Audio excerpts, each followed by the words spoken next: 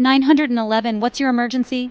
I need the police and an ambulance immediately. My wife and son have been shot badly. A prominent South Carolina lawyer called 911 to report he'd found his wife and son shot to death at the family's hunting lodge. Yet, I did not shoot my wife or my son anytime ever. He's the man who murdered Maggie and Paul. He's the man who lied to you for 20 months. We, the jury, find the defendant, Richard Alexander Murdaugh, guilty of murder. Welcome back to Crimeco, where we detail cases and criminals from their very beginning until well after other reporting ends. Today, we're diving deep into one of the most shocking falls from grace in American legal history, the Alex Murdaugh case. For nearly a century, the Murdaugh name meant power in South Carolina's Lowcountry. 3 generations of prosecutors, millions in legal settlements, an influence that seemed untouchable. But behind the facade of success was a web of addiction, theft, and lies that would ultimately lead to the most unthinkable crime of all, a father and husband murdering his own family to save himself. This is the story of how a legacy built over 100 years crumbled in a single night, and how desperation drove a man to destroy everything he claimed to love. Hold on tight as we unravel this case from beginning to end. To understand how Alex Murdaugh became capable of murdering his own family, we have to understand the empire he was born into. The Murdaugh Dynasty began in 1920, when Randolph Murdaugh Sr. was elected as the first prosecutor for South Carolina's 14th Judicial Circuit. For the next 87 years, 3 generations of Murdaughs would hold that same position. Randolph Sr. served until 1940, when his son Randolph Jr. took over. When Randolph Jr. died in 1986, his son Randolph III stepped into the role, continuing the family tradition until 2006. But the Murdaughs weren't just prosecutors, they were also powerful personal injury lawyers. Their firm, Peters, Murdaugh, Parker, Eltroff, and Dietrich, PMPPD, became one of the most successful law firms in South Carolina, specializing in wrongful death and personal injury cases. The combination of prosecutorial power and civil litigation success made the Murdaughs incredibly wealthy and influential. They owned thousands of acres of hunting land and homes across the state, and were treated like royalty in that corner of South Carolina. This was the world that Richard Alexander Alex Murdaugh was born into on May 27, 1958. From birth, he was groomed to continue the family legacy. He attended the University of South Carolina for both undergraduate and law school, following the exact path his father and grandfather had taken. In 1994, Alex married Margaret Maggie Kennedy, a teacher from a respected local family. Together they had 2 sons, Richard Alexander Buster Murdaugh Jr. in 1996, and Paul Terry Murdaugh in 1996, and Paul Terry Murdaugh in 1999. To the outside world, Alex seemed to have it all. He was a successful lawyer, a member of one of South Carolina's most powerful families.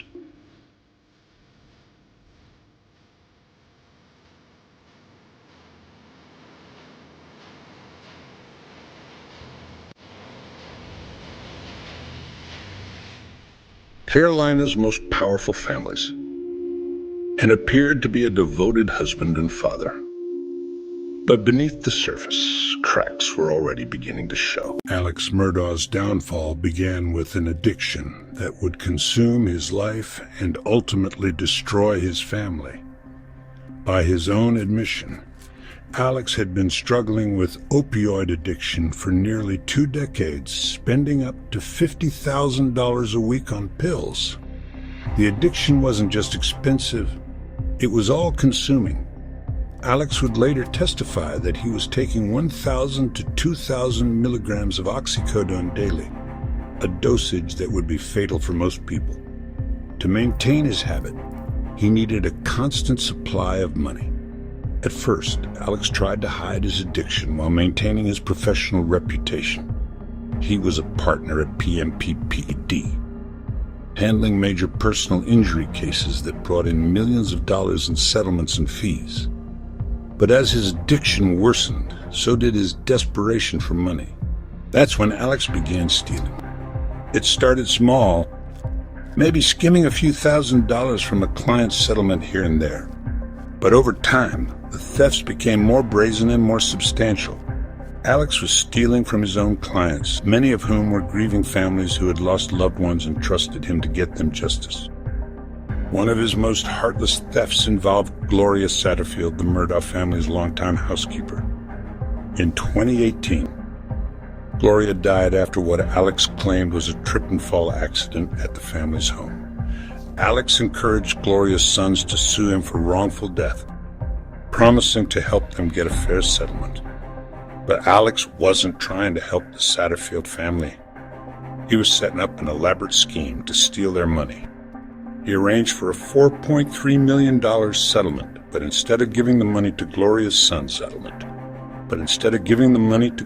sons, he funneled it through fake bank accounts and kept it for himself.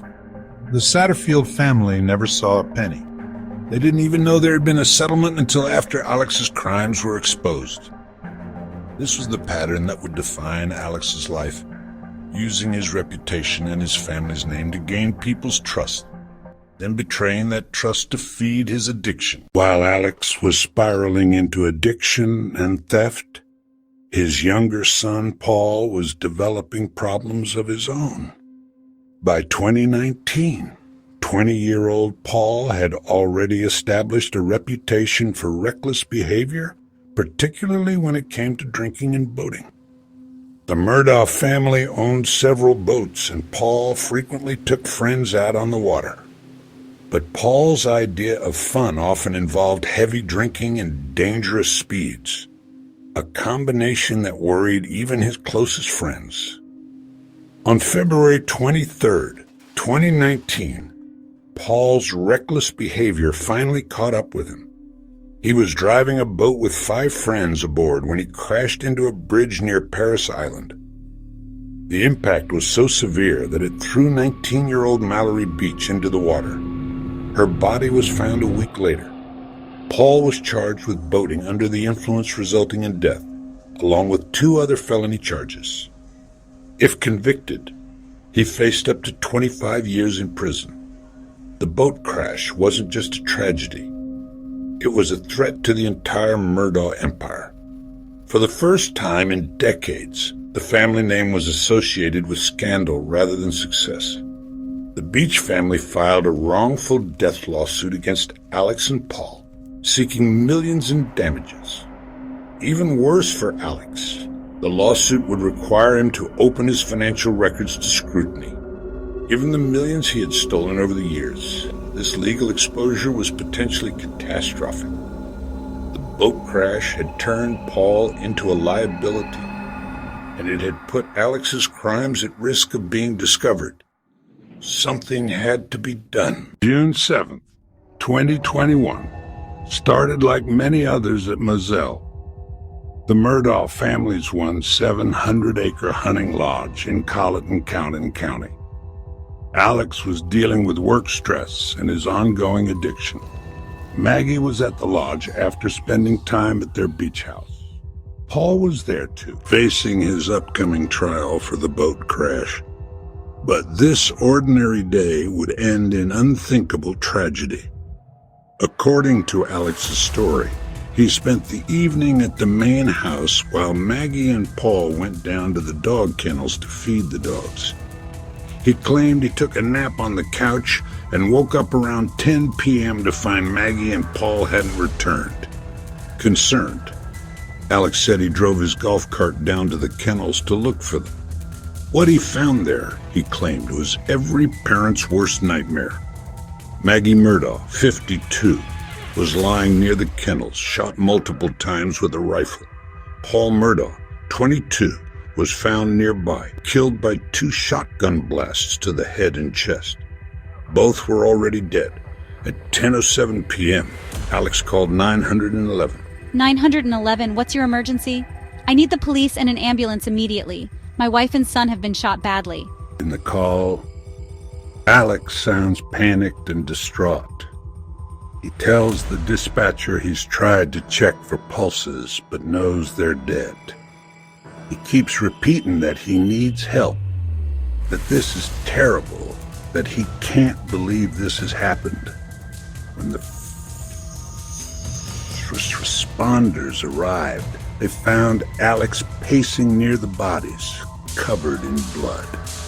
He told them he had tried to check for signs of life and had gotten blood on himself in the process.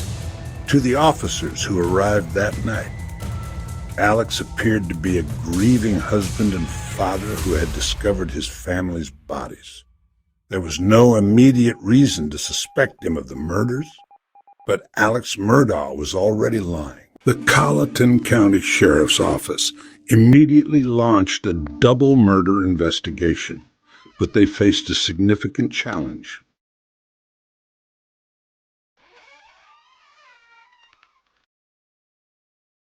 The victims were members of one of South Carolina's most powerful families. Alex Murdaugh wasn't just any grieving widower. He was a prominent lawyer whose family had controlled the local prosecutor's office for nearly a century. The investigating officers had to be careful not to appear biased against the Murdaugh family, but they also couldn't give Alex special treatment. From the beginning, the crime scene raised questions. 2 different weapons had been used, a rifle for Maggie and a shotgun for Paul. This suggested either multiple shooters or someone who had come prepared, with multiple weapons. The timing was also suspicious. Why would someone target both Maggie and Paul on the same night? Why at the isolated dog kennels rather than at the main house? Alex immediately suggested that the murders might be connected to Paul's upcoming trial for the boat crash. He theorized that someone from the Beach family, or someone else affected by Paul's actions, might have sought revenge. But investigators noticed something odd about Alex's demeanor. While he appeared grief-stricken in public, officers observed that his emotions seemed performative. He would be calm and composed when he thought no one was watching, then suddenly become emotional when others were present. More troubling were the inconsistencies in Alex's story. He claimed he had been napping at the main house when the murders occurred, but his timeline didn't quite add up. Cell phone data would later show that Paul had been active on his phone until just before the murders, suggesting they happened later than Alex initially claimed. The investigation was further complicated by Alex's behavior in the days following the murders. Rather than cooperating fully with police, he hired a team of high-powered attorneys and seemed more concerned with protecting himself than finding his family's killers. While the murder investigation continued, Alex faced a more immediate crisis. The wrongful death lawsuit from the Beach family was moving forward, and Alex's financial records were about to be scrutinized. In September 2021, just 3 months after the murders, Alex's theft finally came to light. His law firm, PMPPD, discovered that he had been stealing client settlement money for years. The total amount was staggering, over $8 million from dozens of clients. When confronted by his law partners, Alex initially tried to deny the theft, then claimed he had been coerced by his drug dealer. But the evidence was overwhelming. Alex was immediately fired from the firm and reported to law enforcement. Facing criminal charges for theft and knowing that his drug addiction would soon be exposed, Alex made a desperate decision. On September 4th, 2021, he arranged for his own shooting. Alex enlisted Curtis Edward Smith, a man he claimed was his drug dealer, to shoot him on a rural road. The plan was for Smith to kill Alex, making it look like a random attack so that Alex's surviving son Buster could collect on his life insurance policy. But the shooting went wrong. Smith only grazed Alex's head, and Alex survived. When police investigated, they quickly determined that the shooting had been staged. Now Alex faced additional charges for conspiracy and insurance fraud on top of the theft charges in the ongoing murder investigation. The Murdaugh Dynasty was crumbling. As investigators dug deeper into the murders, they began to uncover evidence that pointed directly at Alex Murdaugh. The most damning evidence came from Paul's cell phone. Just minutes before the murders, Paul had recorded a video at the dog kennels. The video was of a dog, but in the background, investigators could hear voices, including Alex's voice. This was a problem for Alex because he had repeatedly told investigators that he had never been down to the kennels that night. He claimed he was napping at the main house when the murders occurred and only went to the kennels later when he discovered the bodies. But the cell phone video proved he was lying. Alex's voice could be clearly heard at the kennels just minutes before Maggie and Paul were killed. When confronted with this evidence, Alex changed his story. He now admitted that he had been at the kennels earlier but claimed he had returned to the house before the murders occurred. But investigators weren't buying it. They analyzed the timeline and determined that Alex would have had to race back to the house, get the weapons, and return to the kennels to commit the murders, all within a matter of minutes. More evidence emerged from Alex's cell phone data. Investigators found that Alex's phone showed unusual activity on the night of the murders. His phone had been recording his steps throughout the day, but there was a significant period around the time of the murders when no steps were recorded, suggesting his phone had been turned off or left stationary. Then there was the gunshot residue.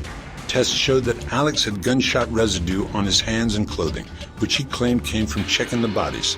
But experts testified that the pattern and amount of residue was consistent with someone who had fired the weapons, not just someone who had touched the victims.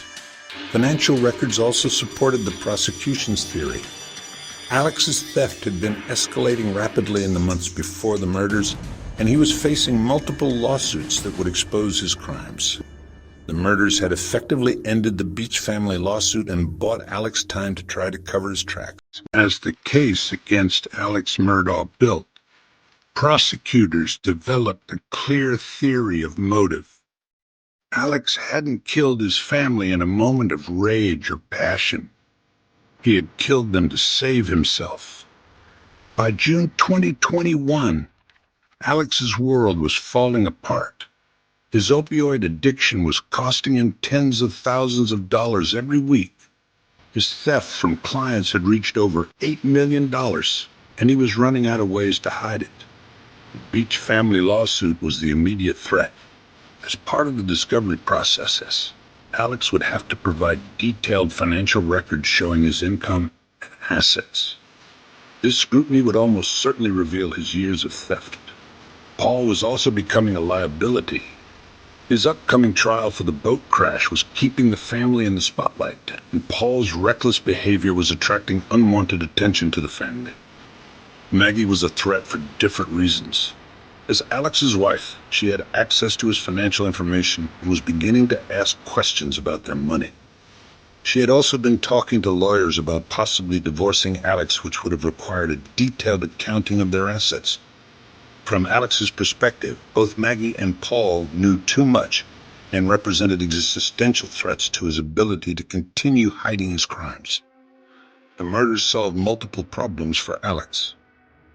They eliminated the two people who posed the greatest threat to his secrets. They ended the Beach family lawsuit, which couldn't proceed without Paul as a defendant. And they generated sympathy that might protect Alex from scrutiny. It was a cold, calculated decision by a man who valued his own survival above the lives of his family. Alex Murdaugh's trial for the murders of his wife and son began on January 23rd, 2023, in Walterboro, South Carolina. The case had attracted national attention, and the courthouse was packed with reporters and spectators eager to see the fall of the Murdaugh Dynasty. The prosecution, led by State Attorney General Alan Wilson, laid out a methodical case. They showed how Alex's financial crimes had created a motive for murder, how his lies about being at the kennels proved his guilt, and how the physical evidence connected him to the killings. The centerpiece of their case was Paul's cell phone video, which clearly placed Alex at the scene just minutes before the murders. Prosecutor Creighton Waters played the video for the jury, pointing out Alex's distinctive voice in the background. That's Alex Murdaugh's voice, and it places him at the scene of these murders when he said he was not there. The prosecution also highlighted Alex's long history of lies and manipulation. They showed how he had lied to police, lied to his law partners, and lied to his clients. They argued that a man capable of stealing millions from grieving families was certainly capable of murdering his own family to save himself.